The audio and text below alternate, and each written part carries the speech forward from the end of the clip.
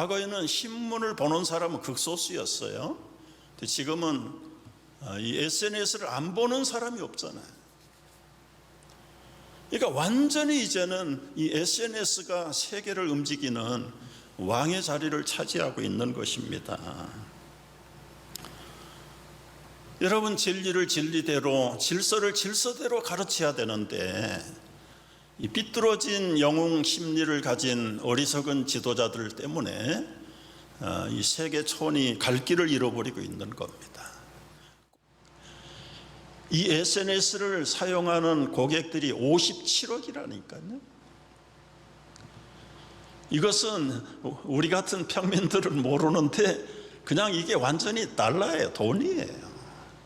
어떻게 하든지 셀폰 가진 사람들이 자기 페이스북이나 왓츠앱이나 인스타그램에 머무는 시간을 많게 하기 위해서 가짜 뉴스, 가짜 정보인데도 불구하고 막 올리는 거죠. 올려서 사람들의 이목을 집중시키고 이걸 들고 많이 보면 볼수록 자기들 수입이 계속 놀아.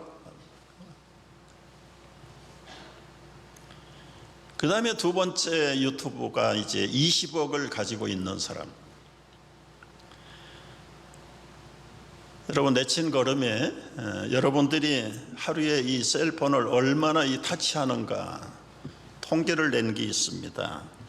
제일 많이 타치하는 사람이 5,400번이고요.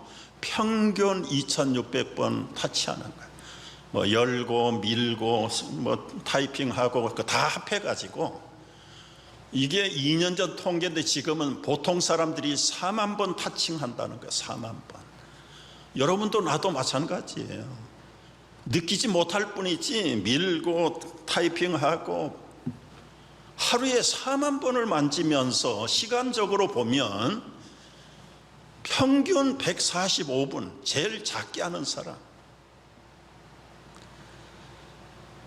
여러분, 142분이면 5분이면 얼마입니까? 2시간이 넘어요. 2시간. 이거 붙들고 여러분이 하루 종일 빼앗기는 시간이 2시간이 넘어요. 내친 걸음에 여러분 어느 시간에 많이 보는가? 0시부터 밤 12시까지 이렇게 통계를 냈는데요. 새벽 3시, 4시에도 10%는 만지고 있고, 눈 뜨자마자 수많은 사람들이 다 이거부터 열어보고 잠들기 전까지도 이거를 놓지 못하고 있는 게 지금 통계로 나와 있어. 통계로.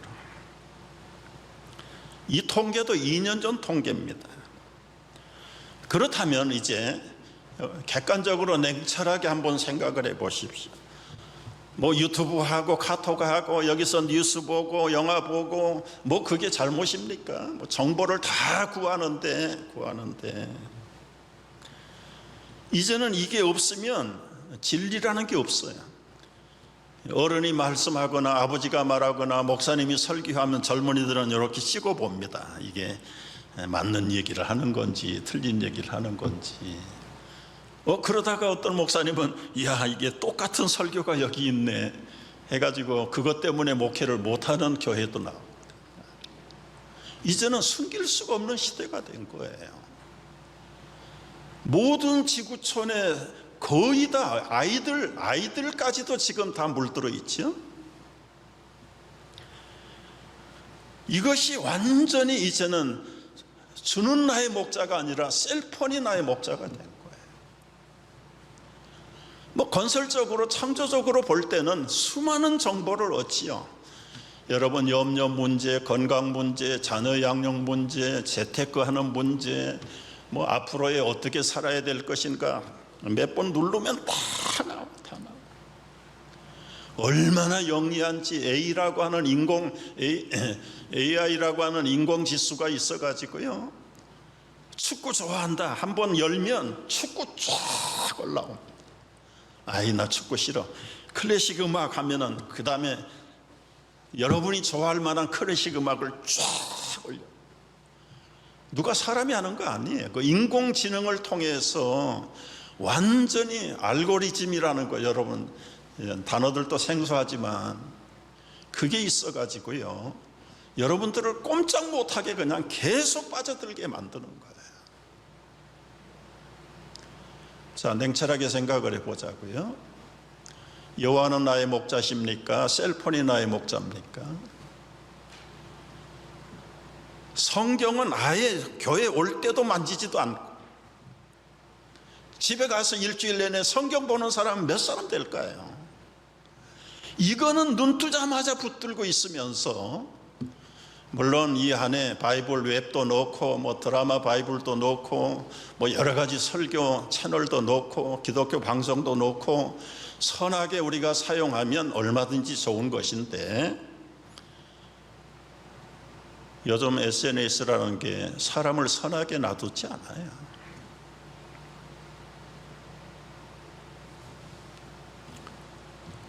요즘 세상은 완전히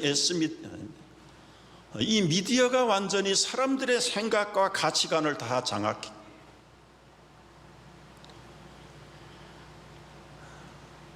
왜 갈라디아서를 얘기하는데 이걸 얘기합니까?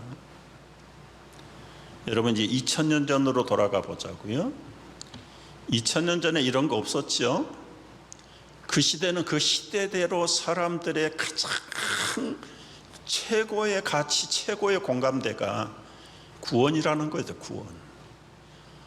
요즘은 100세 시대지만 그때는 40년도 못 살고 죽는 시대입니다. 어떻게 하면 영원히 죽지 않고 살 것인가? 그거는 민족을, 종족을 초월해서 똑같은, 오늘날도 똑같은 공동 관심이에요. 거기에 예수님은 영원한 복음이고 영원한 생명이다. 복음을 12제자들을 통해서 변화시키고 확장시켰어. 바울이라는 사람도 갈라디아 지역에 가서 이 예수 복음, 가장 그 시대 사람들의 최고의 관심, 구원에 대한, 영원한 생명에 대한 복음을 전한 거예요. 많은 사람들이 은혜를 받고 복음을 받고 예수를 믿고 이 땅에서 생명의 복음을 가지고 교회가 생겨나기 시작하고, 한 10여 년 지나는 동안에 교회가 아주 왕성하게 성장을 했어요. 그런데 빛이 강하면 그림자도 강하다는 속담처럼 이 갈라디아 지역 교회에 좋지 않는 사회적 관계망이 형성이 된 거예요. 요즘으로 말하면 SNS가 형성이 돼서 은밀하게 네트워킹을 하고, 갈라디아에 있는 지역들, 교회들, 더베와 이고니온과 루스드라와 그 많은 지역의 성도들 속에 이게 퍼져나가기 시작하는 거예요. 그 두 가지 SNS의 정보망이 무엇인 줄 아십니까? 우리에게 복음을 전해준, 양육시켜준 바울 사도는 가짜 사도다. 가짜 사도. 거짓 루머를 쫙 퍼뜨리니까 자기들이 바울 사도를 통해서 받은 구원이 흔들리기 시작하는 거예요. 복음만 믿어가지고 구원 못 받는다. 두 번째 루머지요. 할례 받아야 되고 율법도 지켜야 된다. 여러분, SNS는 얼굴이 없어요. 뭐 사진도 올리긴 하지만은 대개는 나쁜 소리, 쓴소리 하는 사람들은 다 가짜 얼굴 갖다가 놓고, 가짜 이름 갖다 놓고, 자기들 아이디가 이렇게 드러나면 사람이 아무리 악해도 그렇게 무지하고 그렇게 비상식적으로 될 수는 없어요. 다 익명으로 하기 때문에, 익명으로. 바울 사도의 권위를 흔들어서 교회를 무너뜨리고 복음의 구원관을 없애버립니다. 이것이 너무 바울 사도가 관심이 극대화되어서 이 서신서에 편지 쓰는 예법도 무시하고 첫 번째부터 1장 1절부터 내가 사도된 것은 사람으로 말미암은 게 아니다. 그리스도와 죽은 자 가운데서 살리신 하나님 아버지가 나를 사도로 세웠다. 여러분, 이게 편지 첫머리에 쓸 말입니까? 너무너무 극도로 민감한 사도권에 대한 도전을 가지고 루머를 퍼뜨리는 일에 대해서 바울이 자기 자존감이 문제가 아니라 당신의 사도의 권위가 무너지는 것은 바울을 통해서 증거된 복음 자체가 무너지기 때문에 이렇게 흥분을 하면서 자기 변증부터 시작을 하는 겁니다. 여러분 1장 11절 말씀을 보세요. 1장 11절 말씀 보면 형제들아 내가 너희에게 알게 하노니 내가 전한 복음은 사람의 뜻을 따라 된 것이 아니니라. 이는 내가 사람에게서 받은 것도 아니요 배운 것도 아니요 오직 예수 그리스도의 계시로 받은 것이니라. 이 말의 배경이 무엇입니까? 바울 사도 아마 겨우 그 예루살렘에 가서 게바에게 조금 들은 거 가지고, 가짜 사도인데 그래서 조금 게바 만나가지고 들은 거 가지고 그냥 이렇게 퍼뜨리고 댕기는 비정통 복음도 모르면서 거기에 대한 해명을 하고 있는 겁니다. 내가 여러분에게 전한 것은 사람의 뜻을 따라 된 거 아니다. 게바에게 배운 거 아니라는 말이에요. 조금 있다가 더 직설적으로 얘기합니다. 내가 사람에게 배운 복음이 아니고 오직 예수 그리스도의 직접 계시를 통해서 나는 이방인의 사도가 되었다. 그리고 나서 18절 말씀을 보십시오. 1장 18절에 내가 3년 만에 게바를 방문하려고 예루살렘에 올라가서 그와 함께 15일을 머무는 동안 지혜 형제 야고보 외에 다른 사도들을 보지 못하였다. 보라, 내가 쓰는 것은 하나님 앞에서 거짓말이 아니다. 베드로에게서 조금 배운 거 가지고 와가지고는 그냥 풀어대는 그 루머에 대해서 바울이 해명하는 거예요. 내가 겨우 15일 만나고 왔는데 15일 동안에 뭘 배울 수 있겠느냐.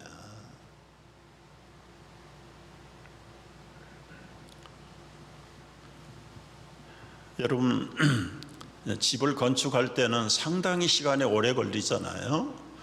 세워진 그 집이 무너지고 허물어지는 데는 삽시간이면 무너집니다. 10여 년 이상 계속 갈라디아 지역, 지금 터키 지역이죠. 첫 시간에 말씀드렸다.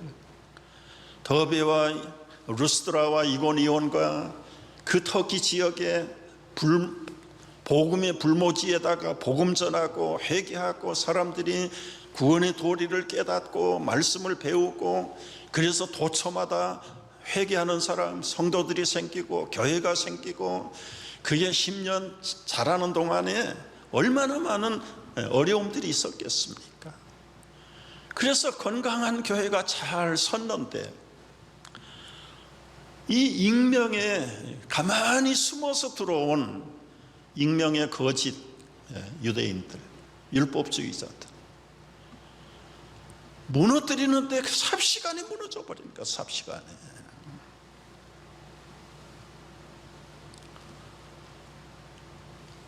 여러분, 한 교회가 건강하게 서는 것 쉽지 않아요. 그런데 무너질 때 보면 삽시간에 무너져 버립니다. 아니 땐 굴뚝에 연기 날까요, 안 날까요? 불도 안 뗐는데 연기가 나는 게 현실입니다. 2장 4절을 보십시오. 이는 가만히 들어온 거짓 형제들 때문이라.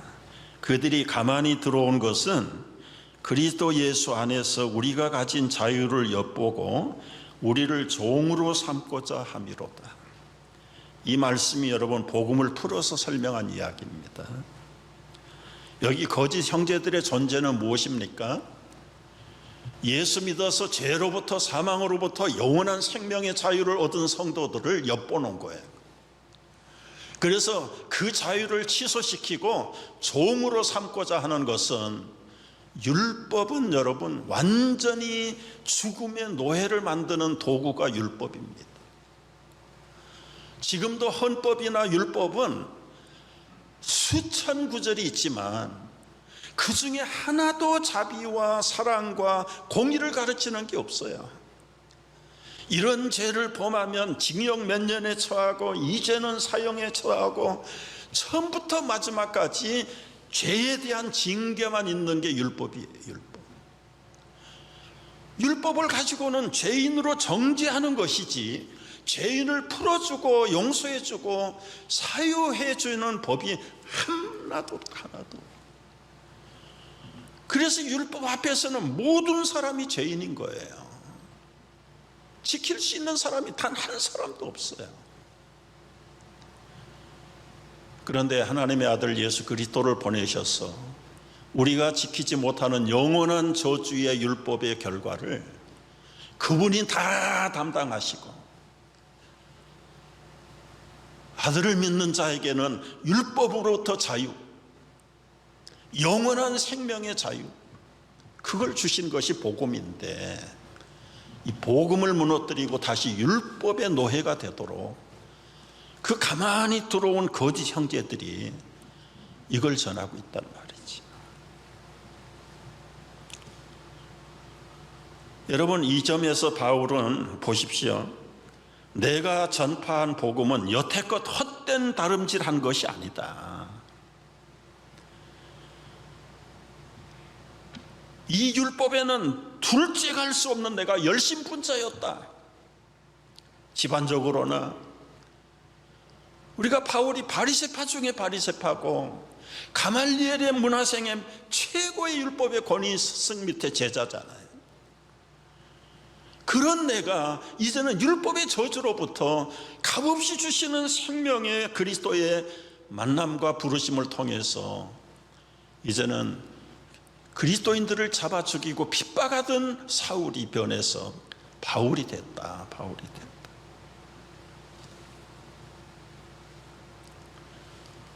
여러분, 내가 이것을 위해서 내 생명을 조금 더 아까운 것으로 여기지 않고 바치. 그러면서 2장 1절에서 이렇게 말씀을 하세요. 14년 후에 내가 바나바, 디도를 데리고 예루살렘으로 다시 올라갔는데, 계시를 따라 올라갔는데, 내가 이방인 가운데서 전파하는 복음을 그들에게 제시하되 유력한 자들에게 사사로이 한 것은 내가 다름질한 것이나 다름질한 것이 헛되지 않게 하려 함이라. 여러분, 말씀을 정리해보면 이런 겁니다. 이 거짓 루머를 퍼뜨리는 이 거짓 교사들, 이 얼굴 없는 이 익명의 파괴자들, 그들이 주장하는 게 무엇입니까? 세례만 가지고 안 된다. 할례 받아야 된다. 내가 할례를 유대인 중에 한 사람으로 나도 할례를 받은 사람이고, 그러나 이방인에게는 나는 할례를 안 베푼다. 헬라 출신 이방인 디도를 내가 복음 전하고 양육을 했는데 디도에게 내가 할례 베푼 적이 없다. 할례는 구원하고 복음하고는 아무 상관이 없다. 근데 유대인들은 자꾸 할례 받아야 된다는 거예요. 절기 지켜야 된다는 거예요.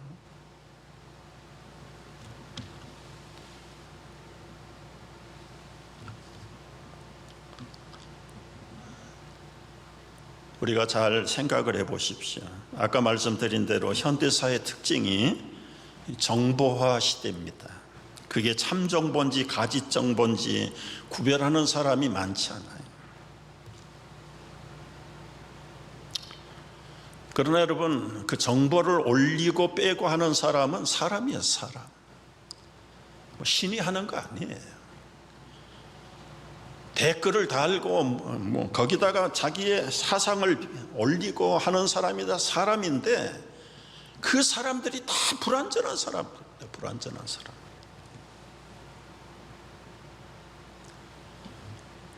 그러나 이제 SNS를 주관하는 기업주 입장에서는 이 사람이 제정신의 사람인지 배운 사람인지 못 배운 사람인지 관계 안 해요. 무슨 내용을 올리든지 사람들의 이목을 끌고 자기 SNS에 많이 머물러 있으면 오케이. 그 영상을 많이 열어보면 또 상급을 줘요. 돈을 줘요. 그러다 보니까 가짜도 진짜처럼 꾸미고 없는 것도 있는 것처럼 만들어내고,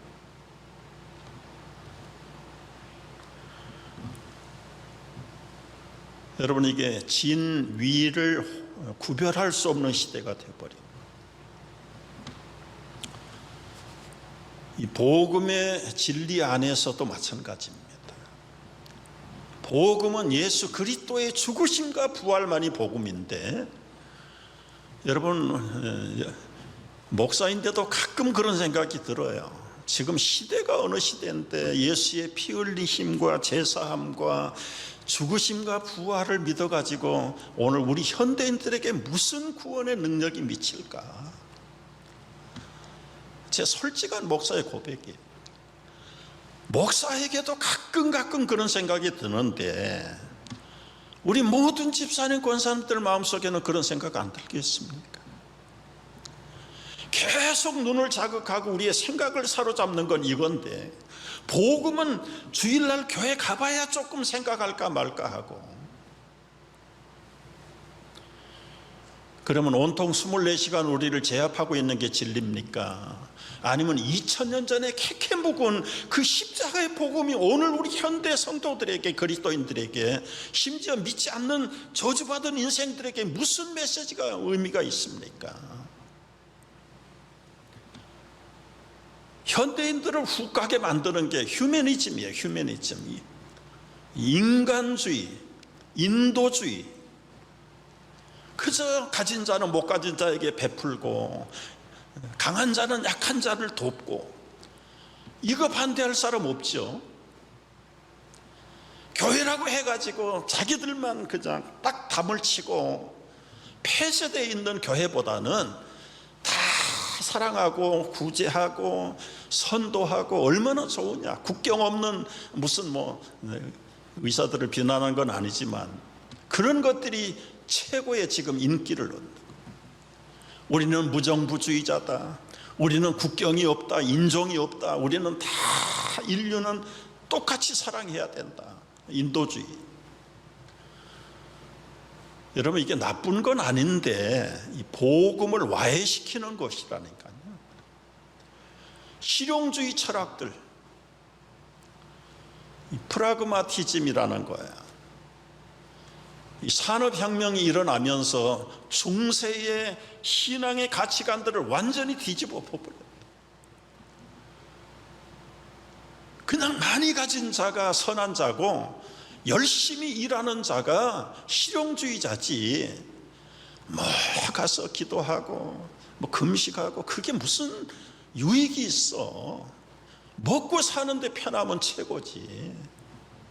이게 이제 형통신학, 성공신학으로 확대돼 가는 겁니다.